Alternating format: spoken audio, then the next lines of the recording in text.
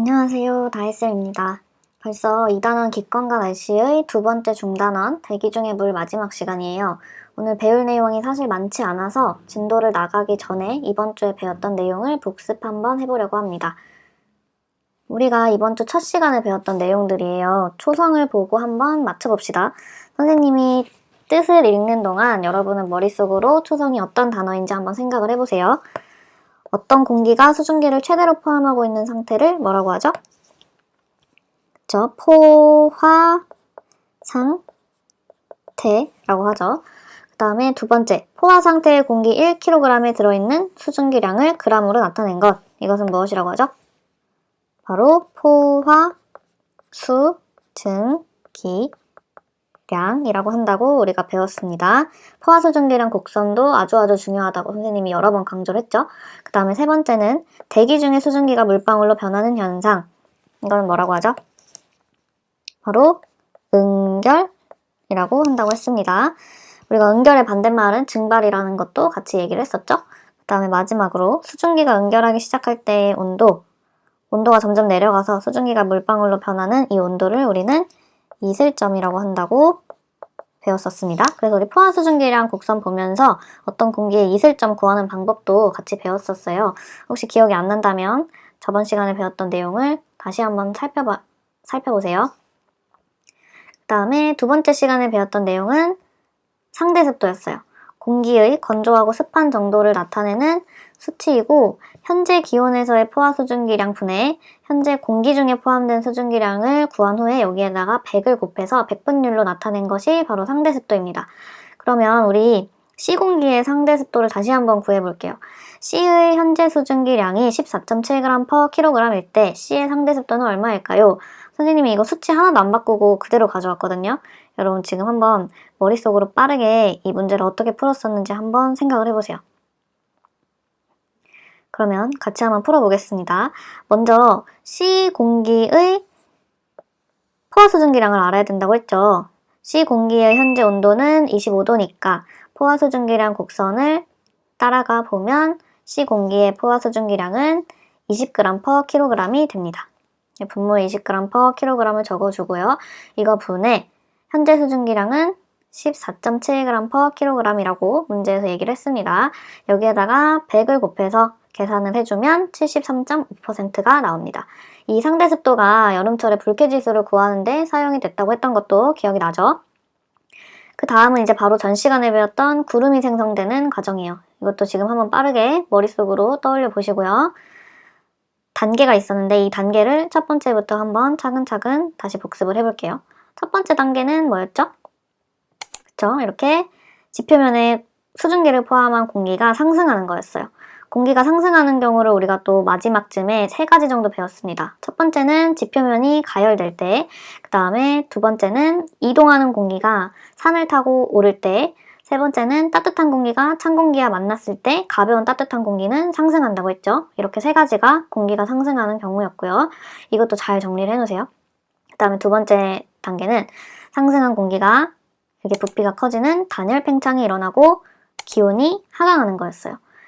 이 공기가 더 상승해가지고 이슬점에 도달을 하면 수증기가 응결돼서 물방울이 되고 최종적으로 구름이 만들어졌습니다. 여기까지 해서 우리가 그동안 배웠던 내용을 정리를 해봤고요. 오늘은 강수에 대해서 배울 거예요. 여러분 요즘 주말마다 계속 비가 왔어요. 평일에는 우리 공부하니까 주말에는 좀 나가서 바람도 쐬고 해야 되는데 다행히 이번 주 주말에는 비가 온다는 소식이 없으니까 마스크 잘 끼고 밖에 나가서 좀 꽃도 보고 바람도 쐬면 좋을 것 같네요. 아무튼 오늘은 비랑 관련된 내용을 한번 배워봅시다. 강수입니다. 여러분 강수량이라는 말 많이 들어봤죠? 강수는요, 구름에서 비나 눈이 만들어져서 우리 땅으로 떨어지는 현상을 말해요. 강수에서 강이 내린다는 뜻을 가지고 있고요. 수는 물을 뜻해요. 그러니까 비나 눈이나 물로 이루어져 있는 건 똑같잖아요. 그러니까 강수는 비만 해당되는 게 아니고 눈이 내리는 것도 포함입니다. 근데 여러분 구름이 있는 곳에서는 항상 비나 눈이 내리나요? 아니죠. 여기 그림을 한번 보면 구름을 이루고 있는 이 구름 입자는 엄청 작습니다. 엄청 작아서 쉽게 떨어지지 않아요. 구름 입자가 100만 개 이상은 모여야 무거운 빗방울이 돼서 땅으로 떨어진다고 해요. 여기 보면 구름 입자 크기랑 빗방울 크기랑 엄청 차이가 나죠, 크기가. 여기에 보인 대로 이렇게 빗방울 크기를 예측을 해보면 이만큼이에요, 이만큼. 선생님 지금 빨간색 레이저 포인터로 표시를 하고 있죠? 그러니까 구름 입자가 엄청나게 많이 모여야 비나 눈이 되어서 내릴 수 있다는 뜻입니다. 그러면 이제 강수 과정을 알아볼 텐데요. 강수 과정을 설명하는 이론은 크게 두 가지예요. 병합설이랑 빙정설 이렇게 두 가지인데 두 이론의 차이점을 잘 생각하면서 각각의 과정을 이해를 하면 됩니다.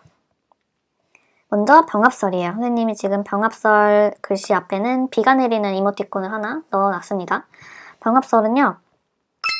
열대지방에서 비가 내리는 과정을 설명하는 이론이고요. 열대지방은 적도 쪽이죠. 아주 더운 곳입니다. 그래서 높은 온도에서 구름이 생성되기 때문에 이 구름을 이루고 있는 작은 구름 입자 물방울들이 얼음까지 되지는 못하고 대부분 물방울로 존재를 합니다. 여기 그림을 보면 교과서 72쪽에도 똑같이 나와 있는 그림이에요. 그림을 보면 위로 올라갈수록 보통 기온이 낮아지잖아요. 근데 열대지방의 구름은 보면 다 0도보다 높은 곳에서 생성되는 것을 볼 수가 있어요. 그래서 열대지방에서는 크고 작은 물방울들이 부딪히고 점점 뭉치면서 커져요. 그럼 무게가 무거워지겠죠? 여기 네모칸 안에 있는 그림들을 보면 여기 커다란 이제 구름 방울에 작은 구름 방울들이 부딪히면서 점점 모이면서 물방울이 커지고 이제 빗방울이 될 정도로 무거워지고 커지면 얘네가 지표로 떨어지면서 강수 과정이 일어납니다. 이게 바로 열대지방에서 비가 내리는 과정을 설명하는 병합설이었고요. 선생님이 지금 이제 1, 2, 3 이렇게 정리를 해놨는데 사실 따로 적어도 되긴 하는데 교과서 72쪽에 글에 다 나와 있는 내용이에요. 근데 선생님이 이렇게 또 보기 쉽게 그리고 빙정설이랑 좀 비교가 잘 되라고 이렇게 1, 2, 3 번호를 달아놨거든요. 여러분들도 교과서에서 이 내용을 찾아서 밑줄을 긋고 이렇게 번호를 매겨서 구분을 해서 표시를 하면 될 것 같습니다. 그 다음에 이제 두 번째는 빙정설이에요. 여러분 선생님이 방금 병합설에서는 비 오는 이모티콘만 넣었었는데 여기는 눈 오는 이모티콘도 하나 더 있습니다. 이게 바로 병합설과 빙정설의 차이점 중 하나예요. 빙정설은 중위도나 고위도 지방에서의 강수 과정을 설명하는 이론이에요. 중위도랑 고위도 지방은 온도가 열대지방에 비해서 낮죠. 그래서 0도 이하의 낮은 온도에서 구름이 생성돼요. 그러다 보니까 물방울도 있는데 여기 그림을 볼게요. 그림 보면 아까 방금 병합설에서는 0도보다 더 높은 아래쪽에서 0도보다 더 높은 기온에 해당되는 아래쪽에서 이제 구름이 생성이 되는데 여기는 온도가 낮은 지역이니까 보면은 0도보다 더 낮은 온도에서도 좀 구름이 생성되는 거를 볼 수가 있어요.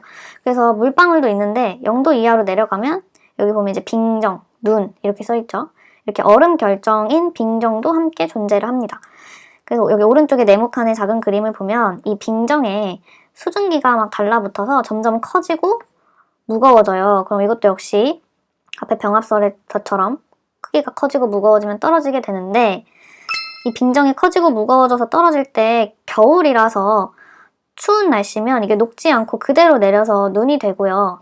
빙정이 떨어지다가 따뜻한 공기층, 그러니까 따뜻한 날씨나 계절에 이 빙정이 내리게 되면 녹아서 비가 돼서 내립니다.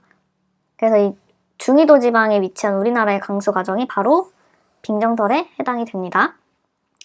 자, 이렇게 해서 우리 대기 중의 물 단원을 모두 마쳤어요. 2주 동안 원격 수업을 마치고 다음 주에 드디어 등교를 또 하는데요. 다음 주 과학 시간에는 여러분들이 어려워하는 내용을 같이 좀 더 다뤄보고 간단한 실험도 하면서 재밌는 시간을 한번 보내봅시다. 다음 주에 만나요.